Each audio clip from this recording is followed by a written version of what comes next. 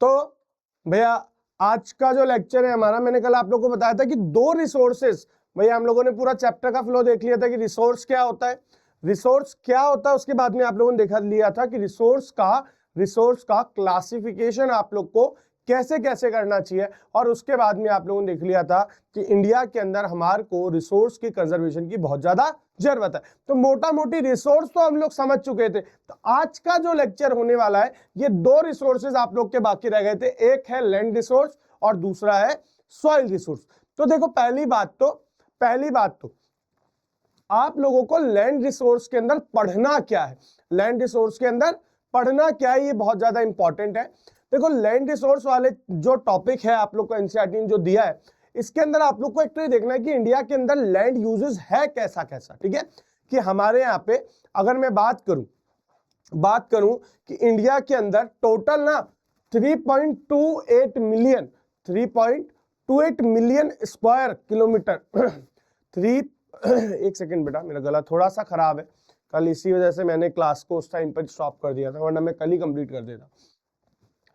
3.28 million square kilometre का जो हमारा लैंड है, ठीक है, जो हमारा टोटल लैंड एरिया है, उसका डिवाइडेशन कैसे कैसे है। तो देखो बेटा, लैंड का मतलब, पहले तो बहुत सारे बच्चे ना लैंड और सॉइल को सेम समझते हैं। लैंड मतलब अर्थ का वो हार्ड सरफेस, ठीक है। हमारे अर्थ में अगर देखें तो हम दो तरह का पार्ट है, एक है लैंड और दूसरा क्या है, वाटर। तो जो इंडिया के अंदर जो लैंड है ना, इंडिया का जो टोटल लैंड एरिया है, मतलब कुछ जगह पर इंडिया में पानी और कुछ जगह पर क्या है बेटा, लैंड।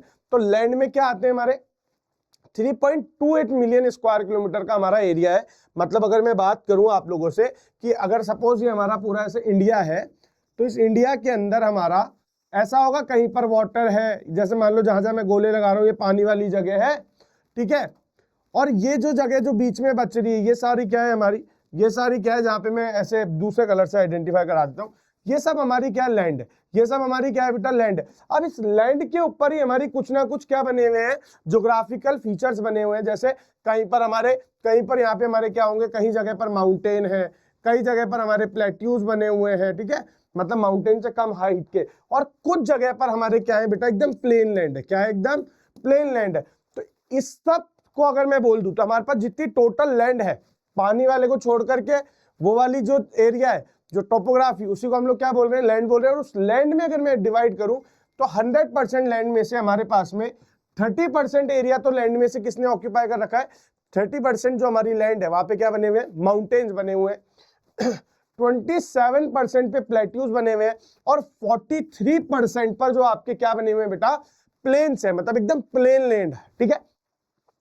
अब ये तो हमारा है। अभी जो प्लेन लैंड है, ये माउंटेन है, ये प्लेट्यूज है, इन सब पर हम लोगों ने लैंड को कुछ डिफरेंट तरह से यूज कर रखा है। भाई जो ये प्लेन लैंड है, यहाँ पे आप खेती बाड़ी करते हो, माउंटेन्स के अंदर भी बहुत सारे पेड़ वेड़ उगे हुए होते हैं ना, माउंटेन्स के अंदर में भी, प्लेट्यू के ऊपर भी बहुत सारी खेती बाड़ी की जगह है, बहुत सारी जगह पर, ठीक है। जैसे अगर अपन उत्तराखंड वगैरह जाएंगे तो यहाँ पर तो सारी जगह पे माउंटेन्स ही है, माउंटेन्स को काट काट के लोगों ने घर बना रखा है। तो ये जो लैंड है, ये हमारे पास में जो डिफरेंट तरह से, इसको हमने बहुत सारी चीजों में यूज कर रखा है। तो हम लोग जो इस चैप्टर में पढ़ने वाले हैं लैंड के बारे में, हम ये पढ़ेंगे कि लैंड यूज इंडिया में कैसे कैसे हो रखा है, हमने लैंड यूज पैटर्न क्या है हमारा, और उसके बाद हम देखेंगे कि क्या कारण है जिसकी वजह से हमारी लैंड डिग्रेड होती जा रही है, लैंड की जो क्वालिटी है वो खत्म होती जा रही है। Is it okay? चलो आओ देखो, मैं आपको बताता हूं जो लैंड यूज है हमारे यहाँ पे जो लैंड हमने यूज कर रखी है, ये मेजरली देखो, मैं अगर आपको ब्रॉडली डिवाइड करूं तो दो तरह से हमने डिवाइड कर रखी है। एक वो जहां पर पेड़ पौधे उगे हुए, एक वो जहां पेड़ पौधे नहीं उगे हुए। मतलब आप ऐसे बोल दो एक तरह से कल्टीवेटेड और नॉन कल्टीवेटेड। अब कल्टीवेटेड में क्या है, कुछ लैंड पर तो क्या कल्टीवेशन हो रखा है बेटा, फॉरेस्ट का कल्टीवेशन हो रखा है। किसका कल्टीवेशन हो रखा है बेटा, फॉरेस्ट का। क्या उगा हुआ है वहां पर, जंगल उगा हुआ है, ठीक है, लैंड में ही तो जंगल उगा हुआ है, ठीक है। और कुछ जगह पर जंगल के अलावा हमारे पास में क्या है बेटा, ऐसी कुछ लैंड है जहां पे हम लोगों ने क्या कर रखा है, अपना खेती बाड़ी का काम कर रखा है, ठीक है। देखो मैंने यहाँ पर आपको फॉरेस्ट, ये एनसीईआरटी के अकॉर्डिंग क्लासिफिकेशन, लेकिन अगर मैं आपको ब्रॉड क्लासिफिकेशन करूं मोटा मोटी, तो आप इस तरह से भी इसको क्लासिफाई कर सकते हो कि दो तरह से सर, एक तो कल्टीवेटेड और दूसरी कौन सी, अनकल्टीवेटेड। अब कल्टीवेटेड लैंड में क्या मतलब, जो उगा हुआ है, एक्चुअली कल्टीवेटेड, ये एनसीईआरटी ने क्यों नहीं बोला कल्टीवेटेड? कल्टीवेशन का मतलब होता है ह्यूमन फैक्टर से, ठीक है। लेकिन आप लोग ऐसे समझो, जहां पर पेड़ पौधे उगे हुए वो वाला लैंड, और जहां पेड़ पौधे नहीं उगे हुए वो वाला लैंड, उस दो तरह से यूज कर रहे हो। पेड़ पौधे जहां उगे हुए वो कौन सा लैंड है आपका? फॉरेस्ट हो गया, या वो जहां पर आप लोग क्या कर रहे हो, खुद खेती बाड़ी कर रहे हो, ठीक है। अब हम जहां पर खेती बाड़ी करते हैं, जो एरिया जिसमें हम लोग खुद अपने फैक्टर से उगाते हैं, उसको हम बोलते हैं सोन एरिया। क्या बोलते हैं बेटा? Sown area. मतलब जहां पे सोन मतलब उगाना, और सोन एरिया। अब इस सोन एरिया को भी दो तरह से क्लासिफाई किया गया है। एक होता है नेट सोन एरिया और एक होता है ग्रॉस सोन एरिया। सर ये क्या बीमारी है? फिर मैं आप लोग को पीछे क्लासिफिकेशन पे लेके जाऊंगा जो एनसीईआरटी देता है, ठीक है। नॉट नेट सोन एरिया और ग्रॉस सोन एरिया। बेटा होता क्या है, जैसे कि हम लोगों ने ये एरिया को कैसे कैलकुलेट कर रखा है, हमारे यहाँ पे हम ये मानते हैं कि जैसे ये मान लो एक खेत है, ये खेत नेट सोन एरिया में आएगा कब? कि भैया यहाँ पर एक बार में कितनी खेती होती है। लेकिन मान लो ये जो लैंड है पीस ऑफ लैंड, यहाँ पे एक साल में 3 से 4 बार खेती करी जाती है। इसका मतलब इस लैंड को 4 बार गिना जाएगा कि ये लैंड, कि इंडिया में कितनी लैंड है जिसपे खेतीबाड़ी होती है। तो अगर कोई एक ऐसी लैंड है जिसमें 4 बार खेतीबाड़ी हो रही है, तो उसे 4 बार गिना जाएगा। लेकिन वो किसमें आएगी? ग्रॉस में। किसमें आएगी? ग्रॉस में। लेकिन देखा जाए तो वो लैंड तो कौन है? एक ही है। तो जब अगर आप नेट की बात करोगे, नेट मतलब एग्जैक्ट कितनी लैंड, तो आप क्या बोलोगे? मतलब आप लोग ये गिनोगे कि भैया टोटल लैंड कितनी है जिस पर खेतीबाड़ी हो रही है, उसको हम बोलते हैं नेट सोन एरिया। लेकिन कोई लैंड ऐसी है जिसमें रिपीटेड खेती हो रही है, तो हम लोग उसको रिपीटेड बार जोड़ते हैं, तब हम उसको क्या बोलते हैं? Gross sown area. उससे क्या पता चलता है कि भैया सोन एरिया, सर ये सोन एरिया इतना रोल प्ले क्यों कर रहा है? भाई क्या काम का है हमारे लिए इंडिया में? बात क्या है कि हमारे लिए, क्या काम का है हमारे लिए इंडिया के अंदर? तो भैया हमारे लिए जो सोन एरिया है ना, हमारे लिए जो सोन एरिया, जो खेतीबाड़ी का एरिया है, इसकी इंपॉर्टेंस इसलिए है, ये जानना हमारे लिए इसलिए जरूरी है कि भैया इससे हमें पता चलता है कि कितना एरिया अंडर एग्रीकल्चर है, कितना प्रोडक्शन हो रहा है कितनी लैंड से। बात समझ में आ रही है? भाई कितनी लैंड तो हमने फॉरेस्ट के लिए रखी है। अब आपको मैं बताऊं, इंडिया के अंदर जितनी लैंड फॉरेस्ट में होनी चाहिए, किसी भी एक डेवलप कंट्री के अंदर 33% तक लैंड जो है ना, कम से कम उनका फॉरेस्ट होना चाहिए। क्योंकि फॉरेस्ट ही है जो आपको क्या देने वाला है? ऑक्सीजन दे रहा है। फॉरेस्ट ही है जो आपकी वाइल्ड लाइफ को सिक्योर रख रहा है। फॉरेस्ट ही है जो आपको वुड दे रहा है। फॉरेस्ट हमारे लिए बहुत ज्यादा इंपॉर्टेंट है। ऑल्दो ऐसा नहीं है कि हम जंगल में जाकर के आम तोड़ के ला सकते, नहीं, आम उगाने के लिए हम लोगों ने खेत बना दिए, लेकिन फिर भी जो नेचुरली ग्रोन फॉरेस्ट है उनकी बहुत ज्यादा इंपॉर्टेंस है, बिकॉज वो वाइल्ड लाइफ को प्रिजर्व करने का काम करते हैं। वाइल्ड लाइफ के लिए घर है, बहुत सारी सोसाइटीज, ट्राइबल सोसाइटीज का घर है। लेकिन हमारे इंडिया के अंदर जितना डिजायर फॉरेस्ट का होना चाहिए एरिया, उससे बहुत ज्यादा क्या है? कम, बिलो देन 33%। ठीक है, इंडिया की बहुत, यू कैन से कि वर्स्ट कंडीशन है यहाँ पर।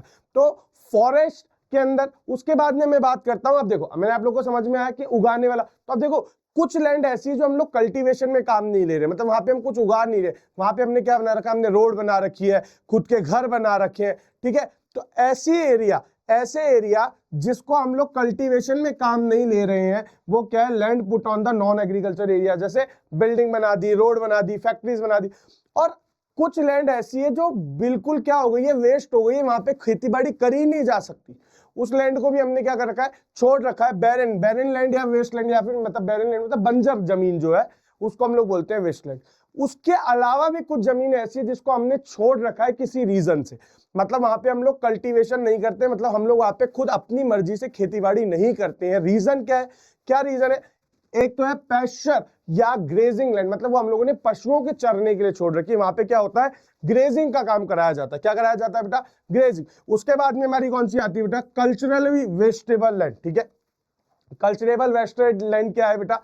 ये लैंड वो है जो हमने 5 साल से ज्यादा ऐसे हो गए, मतलब 5 एग्रीकल्चर सीजन चले गए, लेकिन वहां खेतीबाड़ी नहीं करी गई है, उसको छोड़ दिया गया है ऐसे। ठीक है, 5 एग्रीकल्चर सीजन, मान लो कोई भी रीजन से वहां पानी नहीं है या उगाने वाला नहीं है, कि 5 सीजन से ज्यादा हो गए, हम लोगों ने उसमें खेतीबाड़ी करी नहीं, तो उसको हम लोग क्या बोलते हैं? Culturable wasteland. ठीक है, उसके बाद में आता है लैंड अंडर मिसलेनियस, मतलब ऐसे कोई पेड़ वेड़ वहां पे उगे हुए हैं, ठीक है, कि हम लोग वहां पे कल्टीवेशन नहीं करते, उसको ऐसे छोड़ दिया है, या तो उसकी सैलिनिटी बढ़ गई है, कोई भी मिसलेनियस रीजन, कोई भी अदर रीजन के वजह से जो लैंड छूटी हुई है, उसको लैंड अंडर मिसलेनियस बोलते हैं।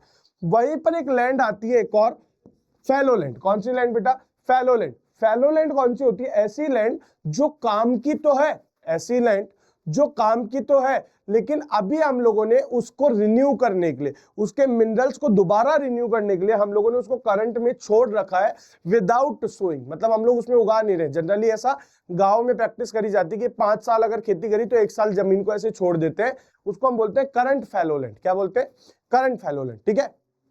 और उसके अलावा भी एक लैंड होती है जो करंट फैलो लैंड से अदर होती है, लेकिन यहाँ पे टाइम पीरियड क्या होता है? 1 साल से ज्यादातर खेतीबाड़ी ना करी जाए और 5 साल से कम, मतलब ऐसी लैंड जिसमें 1 साल से ज्यादा हो गया खेती करे हुए और 5 साल से कम है, उसको आप क्या बोलोगे? अदर देन करंट फैलो, ठीक है। एनसीईआरटी उसको ये बोलती है।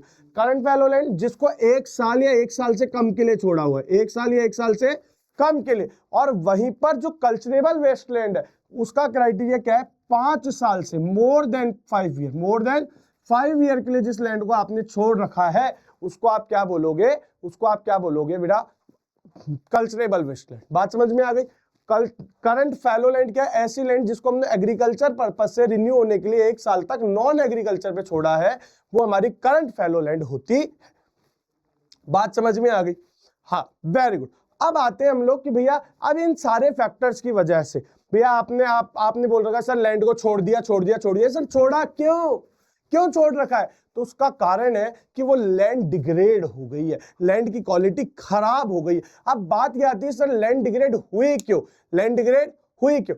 लैंड डिग्रेड होने के जो रीजंस हैं आप लोगों के, पहला रीजन है डिफॉरेस्टेशन। फर्स्ट रीजन क्या है बेटा? डिफॉरेस्टेशन। डिफॉरेस्टेशन मतलब हम लोग जो जंगल को बार बार काटे जा रहे हैं, उस कारण से हमारा क्या हो रहा है? लैंड खराब होता जा रहा है। जब आप जंगल काटते हो, जब आप जमीन से पेड़ को निकाल देते हो, तो वहां की जो लैंड है उसकी जो ग्रिप है वो क्या हो जाती है बेटा? खत्म हो जाती है। तो पहला कारण तो क्या है? डिफॉरेस्टेशन। जो फर्स्ट कॉज है वो क्या है? डिफॉरेस्टेशन। दूसरा कारण है ओवर ग्रेजिंग करना। कौन सा करना बेटा? Over grazing. Sir over grazing मतलब क्या?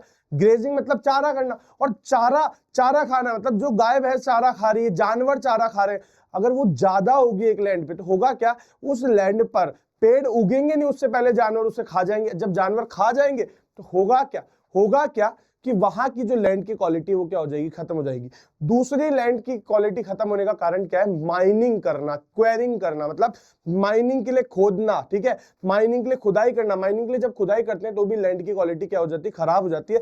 बहुत सारी अर्थ के अंदर वाली चीज बाहर आ जाती है और जो वहां की लैंड है उसकी क्वालिटी क्या हो जाती है? पूरी तरह से डिस्ट्रॉयड हो जाती है। बात समझ में आ रही?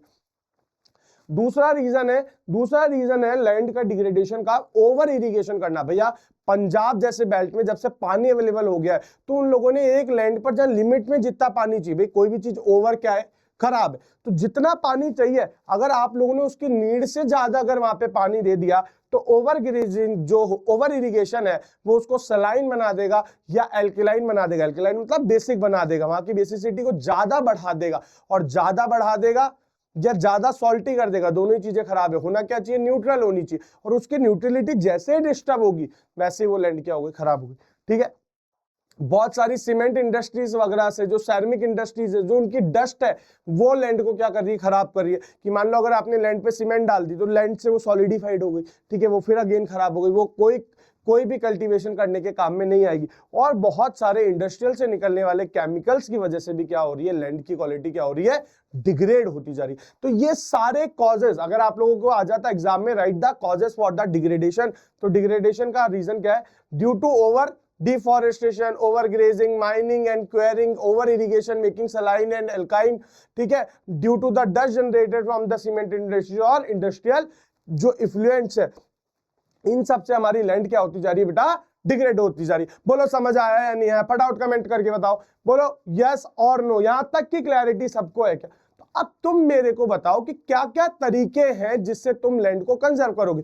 सर देखो, फॉरेस्ट काटने की वजह से अगर लैंड खराब हो रही थी तो फॉरेस्ट उगा दो। भाई फॉरेस्ट काटने की वजह से लैंड खराब हो रही थी तो फॉरेस्ट उगाओगे तो लैंड बच जाएगी। तो डिफॉरेस्टेशन का उल्टा क्या होता है? अफॉरेस्टेशन।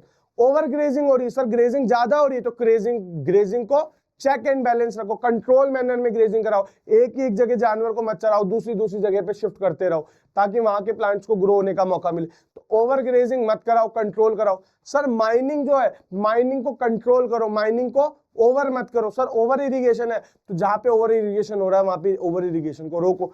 डस्ट और जनरेट हो रही है जो सीमेंट फैक्ट्रीज वगैरह से, उसको प्रोसेस करवाओ, ओपन में नहीं होनी चाहिए वो। और दूसरा जो इंडस्ट्रियल इन्फ्लुएंस से खराब हो रहा है, इन्फ्लुएंस से जो इंडस्ट्रियल वेस्ट से खराब हो रहा है, तो इंडस्ट्रियल वेस्ट को पहले प्रोसेस करो, पहले उसके हार्मफुल जो भी पार्टिकल्स है उनको डिटैच करो और उसके बाद डालो, तो वो भी प्रॉब्लम क्या हो जाने वाली है, रिजॉल्व हो जाने वाली है। तो यही सारे जो फैक्टर्स है ये आपके किस में काम में आने वाले हैं, कंजर्वेशन ऑफ द लैंड। तो कंजर्वेशन में क्या है, afforestation, proper control over the grazing, planting shelter belt of the plant, क्या बहुत सारे प्लांट के शेल्टर बेल्ट लगाओ, stabilization of sand dunes by planting thorny bushes. ठीक है, अब ये क्या है, जो सैंड ड्यून्स वगैरह, जो मिट्टी के ढेर वगैरह है उनको खत्म ना हो, इसलिए वहां पे कांटेदार पेड़ लगाओ। वो पेड़ उस मिट्टी को क्या करके रखते हैं, रोके रखते हैं। Proper use of the wasteland, जितनी भी वेस्टलैंड हमारी हो रही है किसी भी रीजन से, उसको प्रॉपरली यूज करो। ठीक है, टेक्नोलॉजी को लगा करके। ओवर कंट्रोल ओवर माइनिंग, है ना, माइनिंग को कंट्रोल करो। साथ साथ में जो भी इंडस्ट्रियल वेस्ट वगैरह इफेक्ट जा रहे हैं उनको पहले ट्रीटमेंट करो, डायरेक्टली मत भेज दो। ठीक है, पहले उनको सेपरेट करो। ऐसा नहीं है कि आपने केमिकल से उनको सेपरेट किया जा सकता था, अलग किया जा सकता था, वो थोड़ी सी लैंड को खराब करते, नहीं, आपने पानी को बह करके पूरी लैंड को खराब कर दिया। तो पहले पानी को प्रोसेस करो, पानी को फिल्टर करो, फिल्टर करने के बाद में निकालो, और ताकि जो वेस्ट बचा है उसको एक जगह डिस्पोज कर दो ताकि उतनी खराब हो अगर हो भी तो। बात समझ में आ रही? तो this all are the suggestion for conservation of the land. बोलो बात क्लियर है या नहीं है? Wow, very good. चलो अब आओ, अब हम बात करते हैं सॉइल की। सर सॉइल, हाँ सर, अब आधे लोग तो सोचते हैं सर सॉइल और लैंड में क्या फर्क है? भैया देखो, लैंड फिक्स है, लैंड क्या है, फिक्स है, अर्थ की बनी हुई चीज है। सॉइल बार बार बनती है, इसीलिए मैंने हाईलाइट किया है, soil is a renewable natural resource. Soil क्या है, रिन्यूएबल नेचुरल रिसोर्सेज। ठीक है, तो पहले समझो सॉइल रिन्यूएबल नेचुरल रिसोर्सेज है, तो सॉइल होती क्या है, सॉइल क्या होती है, लैंड के ऊपर जो ठोस अपना क्रस्ट है, जो अर्थ का जो टाइट वाला पार्ट है, उसके ऊपर जो एक लेयर है, अपर मोस्ट लेयर, या मैं कह दूं skin of the earth, skin of the earth, earth की जो स्किन है ना, अर्थ के ऊपर जो है, ठीक है, जो एक लेयर है, ठीक है, वो क्या है, आपकी सॉइल है। ठीक है, अगर आप लोगों ने बहुत ज्यादा अंदर खुदाई करोगे तो अंदर सॉइल नहीं मिलती, अंदर जाके पत्थर मिलने लग जाते, वो पत्थर तो लैंड फॉर्म का पार्ट है। ठीक है, क्रस्ट है। तो जो ऊपर की टॉप मोस्ट लेयर जो है ना, जो एकदम 20 से 20-25 मीटर 30 मीटर की जो लेयर है, वो जो आपकी है वो क्या है, आपकी सॉइल है। तो पहले समझो, मैंने बोला soil is a renewable process. ठीक है, तो पहले समझो कि सॉइल होती क्या है, ये बात समझ में आई। तो आप लोग समझो सॉइल बनती कैसे, सॉइल बनती कैसे। बेटा होता क्या है, आपके जो माउंटेन्स है या प्लेट्यूज है, अब इन पे क्या होता है बेटा, हवा चल रही है, ठीक है, या टेम्परेचर में चेंज हो रहा है कि दिन में बहुत तेज गर्मी है, रात को एकदम बहुत ज्यादा ठंड है, या फिर मान लो इस पर पानी फ्लो हो रहा है, ठीक है, या विंड है, या आप लोगों ने यहाँ पर मान लो, या फिर मान लो यहाँ पे बर्फ जम रही थी, बर्फ टूट करके नीचे आ गई।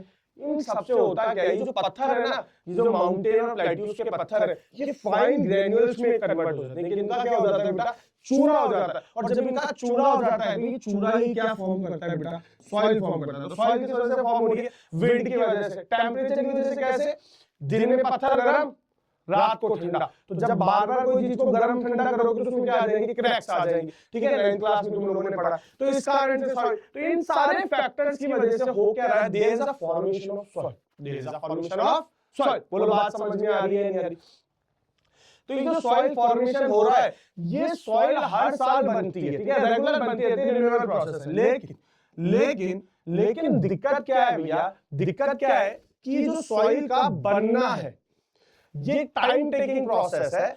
एक जो मैं बोल दूं कुछ सेंटीमीटर की अगर लेयर बननी है सॉइल की, कुछ सेंटीमीटर की जो लेयर बनी है सॉइल की, उसको बनने में हजारों साल लग जाते हैं। ठीक है, लेकिन अभी मैं आपको बताऊं, नेचर में एक बैलेंस फिक्स है, क्या कि भैया कितनी सॉइल बनेगी और सॉइल कितनी खराब होगी। नेचुरली भी सॉइल खराब होती है, नेचुरली सॉइल फॉर्म भी हो रही है, लेकिन वो कितनी बनेगी और कितनी खराब होगी उसके अंदर एक बैलेंस है। लेकिन वो बैलेंस बिगड़ जाता है कुछ ह्यूमन फैक्टर्स के कारण। वो क्या होता है, वो बैलेंस क्या होता है, बिगड़ जाता है। हम लोग कुछ ऐसी ह्यूमन एक्टिविटीज कर देते हैं जिस वजह से वो जो सॉइल का फॉर्मेशन है वो क्या हो जाता है बेटा, इफेक्ट हो जाता है, और उस कारण से हम लोग देखेंगे क्या होता है, सॉइल इरोजन। तो इस पूरे चैप्टर में, इस बारे पूरे पार्ट में सॉइल में हम लोग क्या क्या पढ़ने वाले कि सॉइल का फॉर्मेशन कैसा होता है, एक पैराग्राफ में बता रखा है मैंने, आप लोगों को बता दिया, ठीक है। सॉइल अपन मोस्ट लेयर होती है, सॉइल के अंदर क्या होता है बेटा, जनरली ऑर्गेनिक मटेरियल होता है, ठीक है। दोनों तरह के मटेरियल होते हैं, ऑर्गेनिक भी और इनऑर्गेनिक, मतलब लाइफ भी होती है उसके अंदर, ठीक है। बहुत सारा ह्यूमस होता है, ह्यूमस वो ये ह्यूमस जो है, वो जो लिविंग ऑर्गेनिज्म जो सॉइल के अंदर रहते हैं, वो ही क्या करते हैं, प्लांट की फर्टिलिटी को एनहांस करते हैं, प्लांट को उगने में क्या करते हैं बेटा, सॉइल की फर्टिलिटी को एनहांस करते हैं, प्लांट को उगने में क्या करते हैं, हेल्प करते हैं। और जो इनऑर्गेनिक मटेरियल है वो भी हेल्प करते हैं, जैसे इनऑर्गेनिक मतलब आयरन हो गया, कॉपर हो गया, कैल्शियम हो गया, ये सारी चीजें हमारे सॉइल में प्रेजेंट होती है। तो जब हमारा जो इंडिया में सॉइल का बनना, सॉइल का कलर, सॉइल का टेक्सचर, ये हर जगह अलग अलग है। कहीं पर कैसी सॉइल मिलती है, कहीं पे कैसा सॉइल का कलर है, कहीं पे सॉइल की थिकनेस कुछ है, कहीं पे सॉइल का केमिकल कंपोजिशन, फिजिकल कंपोजिशन, वो सब बेसिस पे हम लोगों ने सॉइल को क्या कर रखा है बेटा, डिवाइड कर रखा है। तो हम लोगों ने कौन कौन सी सॉइल कर रखी है बेटा, alluvial soil, black soil, red and yellow soil, हमने लैटराइट सॉइल, और उसके बाद में हमने अरिड सॉइल और फॉरेस्ट सॉइल। ये 6 तरह की सॉइल की हमने क्या कर रखी है बेटा, कैटेगरी कर रखी है। और ये जो सॉइल की कैटेगरी है, ये जो सॉइल की हमारी क्या है बेटा, कैटेगरी है, इसको हमारे को डिटेल में क्या करना है बेटा, पढ़ना है, ठीक है। तो देखो मैं एक बार आप लोगों को बता देता हूं कि सबसे पहले पढ़ते हैं लोग अरिड सॉइल क्या है, अरिड सॉइल के क्या क्या फीचर्स है। तो मैंने इसके लिए एक बार पीपीटी बनवा दी है, ठीक है, ताकि आप लोगों को दिक्कत ना आए।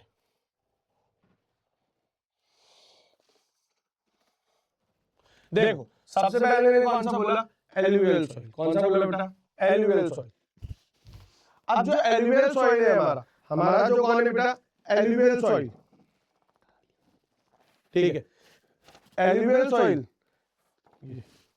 हमारा जो एलुवियल सॉइल है ना, ये क्या होता है बेटा, ये जनरली हमारे जो नदर्न इंडियन प्लेन्स है वहां पर हमारे पूरी जगह क्या है बेटा, स्प्रेड हो रखी है। वो कौन सी हो रखी है, एलुवियल सॉइल स्प्रेड हो रखी है। ये बहुत ज्यादा क्या होती है, फर्टाइल होती है। अब इसके अंदर भी 2 क्वालिटी है इसकी, एक तो खद्दर और एक बंगर। मतलब एलुवियल सॉइल को खद्दर और बंगर, खद्दर क्या है, जो नई एलुवियल सॉइल बनी है, जो नई बनी, जो एकदम न्यूली फॉर्म है, वो तो क्या है खद्दर, और बंगर मतलब जो ओल्ड हो गई। अब देखो खद्दर की क्वालिटी क्या होती है, ठीक है। खद्दर जो है ना, उसके जो ग्रेन्यूल्स हैं, जो उसके जो पीसेस हैं, वो एकदम फाइन है।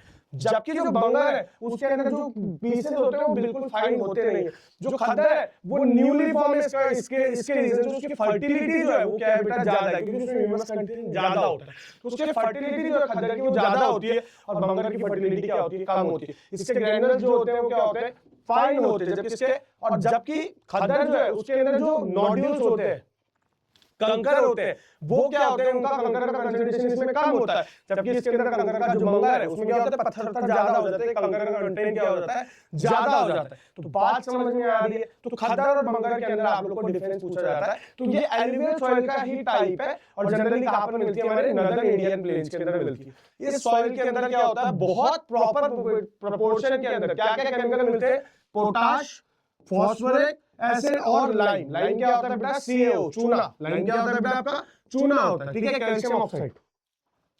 और ये जो सॉइल है ये इसीलिए बहुत बढ़िया होती है क्या उगाने के लिए, शुगर केन, पैडी क्रॉप मतलब चावल वगैरह, वीट उगाने के लिए, और कोई भी दाल या कोई भी तरह का सीरियल उगाने के लिए ये जो सॉइल है एकदम एप्रोप्रिएट। तो अब आप खुद समझ जाओ, जहां शुगर केन की खेती होती है इसका मतलब वहां पे क्या है, जहां चावल की खेती होती है, जहां दालों की खेती होती है, जहां सीरियल की खेती होती है, वहां सब क्या मिलती है, एलुवियल सॉइल मिलती है, ठीक है।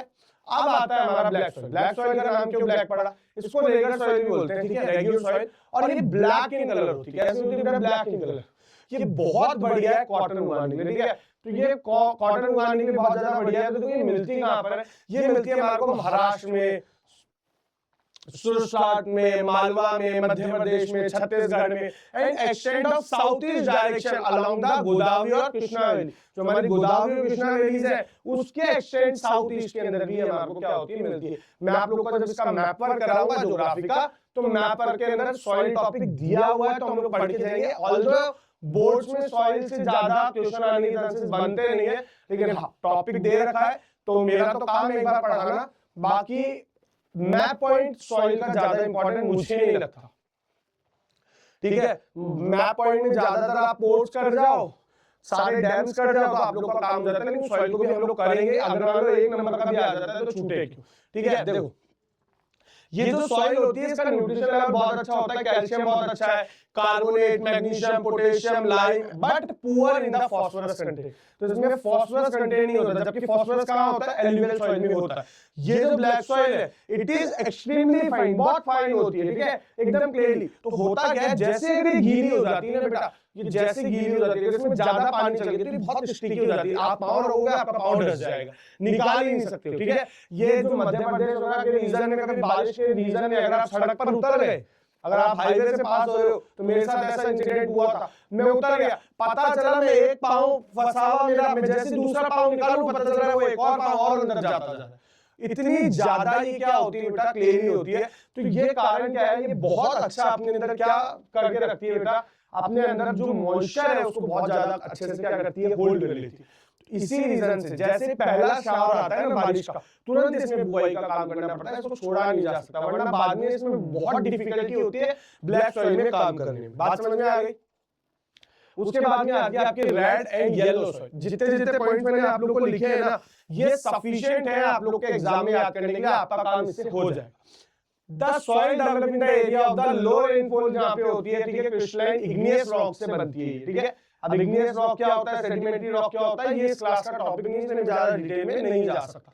बस आप लोग ये समझ लीजिए, इग्नियस रॉक वो है जो अर्थ क्रस्ट से जब गर्म लावा निकला उससे जो रॉक बनती है वो इग्नियस रॉक होती है। ठीक है, इट इज फाउंड इन कहां पे मिलता है, उड़ीसा के अंदर, छत्तीसगढ़ के अंदर, है ना, पैडमोंट जोन ऑफ वेस्टर्न घाट के पास में हमारे को, जो हमारे वेस्टर्न घाट का जो एरिया है वहां पे मिलता है। Due to diffusion of iron in crystallization and metamorphic rock its colour become red. और ये कैसे कलर की होती है, जनरली रेड, क्योंकि आयरन कंटेंट इसके अंदर होता है, तो generally its carry a colour of red. ठीक है, इसके बाद आती है आप लोगों की लैटराइट सॉइल। ये जो सॉइल है ये डेवलप होती है in the area of high temperature और हैवी रेनफॉल। जहां पर भी टेंपरेचर बहुत हाई है या रेनफॉल बहुत हाई होती है, वहां पे आपको कौन सी सॉइल मिलती है, लैटराइट। ठीक है, ह्यूमस कंटेंट जो होता है सॉइल का वो बहुत कम होता है, मतलब इसमें लाइफ बहुत ज्यादा नहीं होती। मेनली कहां मिलती है, कर्नाटक, केरला, तमिलनाडु, मध्य प्रदेश और हिली एरिया ऑफ असम। आप देख रहे हो, आप मध्य प्रदेश में एरिया जहां एलुवियल सॉइल भी मिल रही थी, ब्लैक भी मिल रही थी, लैटराइट भी मिल रही थी। इतना डाइवर्स है इंडिया, बात समझ में आ रही है। अगर आप यहाँ पे कोई बोले इंडिया के अंदर एक्सट्रीम कोल्ड क्या बोले है, एक्सट्रीम हॉट क्या बोले है, एक्सट्रीम वेट क्या बोले है, इंडिया के अंदर हर तरह की टोपोग्राफी भैया। दैट्स व्हाई इंडिया सिर्फ कल्चरली या रिलीजियस वाइज ही डिफरेंट नहीं है, इंडिया ज्योग्राफिकल वाइज भी बहुत डाइवर्स कंट्री। ठीक है, और ये जो लैटराइट सॉइल बहुत बढ़िया होती है, क्या मानने के लिए बेटा, चाय, कॉफी, कैशू नट। ठीक है, तो गोवा वाले एरिया के अंदर लैटराइट सॉइल आपको काफी एरिया में मिलती है। इसके बाद आता है arid soil. Arid soil generally क्या होती है, सैंडी इन टेक्सचर और सलाइन इन नेचर। ठीक है, सलाइन होती है, ठीक है, सैंडी होता है, टेक्सचर मतलब बहुत फाइन होती है काइंड ऑफ। ठीक है, ये जो सॉइल है इसके अंदर भी ह्यूमस कम होता है और मॉइस्चर बहुत कम होता है। कहां मिलती है, हमारे राजस्थान के अंदर, पंजाब में, हरियाणा के अंदर। ठीक है, lower horizon of the soils are occupied by the kankar. इसके जो लोअर एरिया है वहां पे क्या मिलेंगे आपको, कंकर देखने को मिलेंगे। इसके बाद में आती है हमारी फॉरेस्ट सॉइल। फॉरेस्ट सॉइल क्या होती है, ये जनरली फाउंड इन हिली और माउंटेन रीजन के अंदर जो भी सॉइल होती है उसको आप फॉरेस्ट सॉइल बोलते हो। ठीक है, ये लूमी होती है, silty in the valley sides. ठीक है, and wild coarse grain in the upper slope. और जो ये अपर स्लोप में जब भी आती है तो कोरस हो जाता है, वैसे थोड़े थोड़े से कंकड़ जैसे भाटे जैसे इसके देखने को हमारे को मिलती है। हां बिल्कुल, ठीक है। तो अब ये मैं आप लोगों को पढ़ा रहा हूं, इससे पहले मैं आप लोगों को, ठीक है ठीक है ठीक है ठीक है, तो अब मैं एक बार आप लोगों को खंडर और मंगल ऐसे मैं बता चुका हूं, मैं आप लोगों को इसकी स्लाइड में अटैच करवा दूंगा ये नोट्स के अंदर, ठीक है, मैं लास्ट में इसको अटैच कर दूंगा। तो आप लोगों ने पढ़ लिया एलुवियल सॉइल के दो तरह के टाइप होते हैं, खद्दर और एक मंगर। खद्दर क्या होती है, इंपॉर्टेंट है, बार बार बोल रहा हूं, खद्दर क्या होती है न्यू एलुवियल, और मंगर क्या है ओल्ड एलुवियल। उसके अंदर कंकड़ की कंसंट्रेशन बहुत ज्यादा होती है किसके अंदर, मंगर में, जबकि खद्दर के अंदर नहीं होती है। खद्दर जो है आपकी वो फर्टाइल होती है, मंगर क्या होती है लेस फर्टाइल होती है, ठीक है। तो आप लोगों की जो पॉइंट्स है मैंने लिखवा भी दिए, ठीक है, आप लोग अभी इसके अंदर देख लेना। अब हम लोग आते हैं, तो ये जो सॉइल है हमारी, लेकिन ये जो सॉइल है ये नेचुरली फॉर्म होती है और नेचुरली थोड़ी बहुत खराब भी हो जाती है, लेकिन जनरली ह्यूमन एफर्ट्स की वजह से, जनरली होता क्या है, ह्यूमन एफर्ट्स की वजह से ये जो बैलेंस है ना, ये क्या होता है, बिगड़ जाता है। और ये जब ये बैलेंस बिगड़ जाता है, जब एक्सट्रीम में सॉइल इरोड होने लग जाती है, तो ये कहलाता है सॉइल इरोजन। क्या कहलाता है बेटा, सॉइल इरोजन। तो देखो सॉइल इरोजन क्या होता है, the denudation and subsequent washing down of the top soil cover के जो ऊपर की जो हमारी सॉइल के जो टॉप कवर है वो क्या हो जाए बेटा, वो गायब हो जाए, ठीक है, डेन्यूडेशन होने लग जाए उसका। वो किस रीजन से, किसी भी रीजन से, भाई हवा चल रही है तो हवा हमारी मिट्टी को क्या करती है, उड़ा करके ले जाती है, पानी उड़ा के ले जाता है, ग्लेशियर ले जाता है, एयर ले जाती है। इन सब से होता क्या है, इन सब से होता है हमारा सॉइल इरोजन। इन सब से होता क्या है हमारा सॉइल इरोजन। और ये जो नेचुरल फोर्सेस है, जैसे कि विंड है, ग्लेशियर है, वाटर है, और ये जो सब क्या करते हैं सॉइल इरोजन। अब तुम सोचो सर ये तो सारे नेचुरल फैक्टर्स है नहीं, ये नेचुरल फैक्टर्स जो है नेचर ने बैलेंस रख रखा है, जिस बैलेंस में ये गायब करते हैं, जिस बैलेंस से सॉइल इरोजन कराते हैं, उस बैलेंस से सॉइल बन भी रही है। लेकिन दिक्कत कब आती है, जब ह्यूमन अपना इन्वॉल्वमेंट कर देता है और उस कारण से जो सॉइल इरोजन जब वो बढ़ जाता है, तो वो क्या करता है बेटा, प्रॉब्लम करता है। बिकॉज बिना सॉइल के कोई भी प्लांट ग्रो नहीं हो सकता। भाई पत्थर जो लैंड है, जो पत्थर है उसके अंदर क्या आप ग्रो कर सकते हो, जवाब है नहीं। तो भैया some time human activities like deforestation, क्या जैसे आप लोगों ने क्या कर दिया, बहुत सारा डिफॉरेस्टेशन कर दिया। जब आप पेड़ उखाड़ोगे तो जो ऊपर की जो लेयर है अर्थ की, जो सॉइल है, वो होगा क्या, वो हवा के साथ में और उड़ के चल जाएगी। अब जब सॉइल उड़ के चली गई तो उस जगह से तो क्या हो गई, सॉइल क्या हो गई, इरोड हो गई। तो उसको क्या हो गया, सॉइल इरोजन। ओवर ग्लेजिंग कर रहे हो, घास सारी गायब हो गई। अब घास क्या करती है, सॉइल को पकड़े रखती है। अब घास गायब हो गई तो सॉइल भी गायब हो गई। कंस्ट्रक्शन के कारण आप लोगों ने खोद दिया तो ऊपर की लेयर जो थी वो, माइनिंग के कारण, ये सब जो फैक्टर्स हैं वो क्या करते हैं बेटा, किसका कारण होते हैं, ये सारे फैक्टर्स किसका कारण होते हैं बेटा, सॉइल इरोजन। तो जो सॉइल इरोजन का जो कारण है इसको हम लोगों ने कुछ क्लासिफाई कर रखा है। पहला आता है ग्लू इरोजन। ग्लू इरोजन क्या होता है बेटा, सम टाइम जो रनिंग वाटर होता है, जो बहता पानी होता है, वो क्या करता है, मिट्टियों में बहुत सारा डीप कट लगा देता है। मतलब जो मिट्टी की टॉप लेयर है उसको अपने साथ क्या करता है, बहाते हुए ले जाता है, ठीक है। तो देखो some time running water cut through the clayey soil and make a deep channel as gullies, the land become unfit for the cultivation and it is known as the badland। कि बहता पानी बहुत ज्यादा बहता क्या करता है, ऊपर की जो टॉप मोस्ट लेयर है उसको अपने साथ बहा के ले जाता है और खड्डे बना देता है, ठीक है। फिर आता है शीट इरोजन, मतलब पूरा का पूरी लेयर ही गायब हो जाए, ठीक है। ये गुली में मतलब तो कुछ खड्डे बने ऐसे लेयर जैसे, ठीक है। आपकी बुक में फोटो दे रखा है, देख लेना। शीट इरोजन में क्या है, in the Chambal basin land are called the ravines. Sometimes water flow as a sheet over a large area down a slope. In such cases, the top soil is washed away. This is known as the sheet erosion. मतलब मान लो थोड़ा सा sloppy वाला area, अब पानी इस ऊपर से आ रहा है, तो वो जो एरिया है जहाँ से वो पानी आ रहा है पूरे एरिया में, वहां से पूरी की पूरी मिट्टी को क्या करता है, अपने साथ में बहा के ले जाता है। विंड इरोजन, विंड के कारण बहुत तेज हवा चलती है, उस कारण से भी सॉइल जो अपर मोस्ट लेयर है वो उड़ के कहीं और चली जाती है, ठीक है। तो उस एरिया से क्या हो जाता है बेटा, इरोजन हो जाता है। तो wind blows loose soil of flat and sloping land known as the wind erosion. और क्या होता है, डिफेक्टिव जो हमारे फार्मिंग मेथड है, soil erosion is also caused by defective farming method. For example ploughing in the wrong way, भैया आपने गलत तरह से खोद दिया है मिट्टी को, ठीक है। Like up and down the slope from channel for the quick flow of the water lead to the soil erosion. कि भैया आपने इसे गलत तरह से कर दिया है, कि मतलब जहाँ पे ऊपर मतलब आपने मान लो थोड़ा स्लोपी वाला आपका खेत है, तो आपने गलत तरह से खुदाई कर दिया, वहां पे पानी जैसे गिरेगा तो जो पानी गिरेगा वो आप मिट्टी को ऊपर से क्या होगा, नीचे की तरफ ले जाएगा। तो ऊपर वाले एरिया में क्या हो जाएगा बेटा, सॉइल इरोजन। बात समझ में आ रही है कि भैया आप लोगों ने गलत तरह से खोद दिया कि जैसे पानी डाल रहे हो ना वो मिट्टी को अपने साथ में बहा करके ले जाएगा। और ये जो सारे कारण है वो क्या कराते हैं बेटा, सॉइल इरोजन कराते हैं। तो सर बात समझ में आ गई कि सॉइल इरोजन सर रोकने के लिए करें क्या भैया, काउंटर प्लगिंग। भैया काउंटर प्लगिंग मतलब आप इस तरह से प्लगिंग करो, इस तरह से खुदाई करो, ठीक है, जो कॉन्ट्योर के अराउंड, ठीक है, टेरेस फार्मिंग मतलब जो ऐसे ऊंचाई वाले एरिया में वहां पे फार्मिंग करो ताकि वहां की मिट्टी जो है वो स्लोप के साथ में, विंड के साथ में, पानी के साथ में बह करके नहीं जाए। स्ट्रिप क्रॉपिंग कर दो ना, ऐसे ऐसे लाइन से ऐसे क्रॉपिंग करो ताकि हो क्या एक जगह की मिट्टी उड़ी तो वहीं पे रुक जाए, ऐसे स्ट्रिप्स बना दो, ठीक है। शेल्टर बेल्ट्स ऑफ ट्रीज, बहुत सारे ऐसे शेल्टर बेल्ट्स में ट्रीज उड़ाओ ताकि वो मिट्टी को उड़ने ना दे वहां से, ठीक है। प्लगिंग इन ऑफ द गुलीज, तो जो गुलीज जो खड्डे पानी के कारण बने हैं वहीं पे प्लगिंग कर दो, ऐसे खुदाई करो, ठीक है, प्लगिंग करो। वहीं पर प्लगिंग करोगे तो मिट्टी जो दोबारा उधर की उधर जो बीच में खड्डे हुए वहां पे जैसे आप प्लगिंग करोगे ना तो मिट्टी उस जगह पर वापस आ जाएगी, ठीक है। ज्यादा पेड़ लगाओ, ज्यादा पेड़ लगाओगे तो मिट्टी में बाइंडनेस रहेगी, सॉइल बाइंडेड रहेगी, जब सॉइल बाइंडेड रहेगी तो वो उड़ेगी। और दूसरा क्या करो, माइनिंग एक्टिविटीज को क्या करो, ज्यादा से ज्यादा कंट्रोल करो।